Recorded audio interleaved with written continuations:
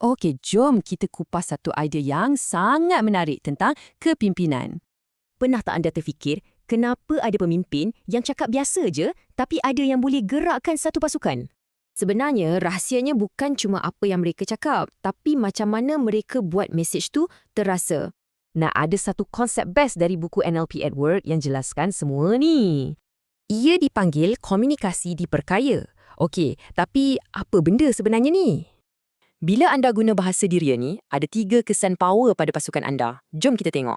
Pertama, guna bahasa visual supaya pasukan boleh nampak dengan jelas visi kita.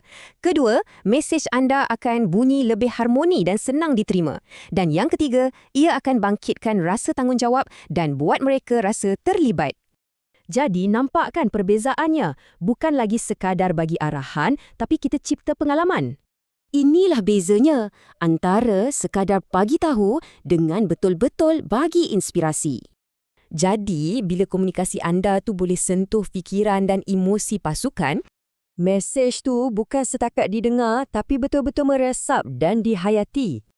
Dan kat sinilah arahan biasa-biasa bertukar jadi inspirasi yang gerakkan tindakan.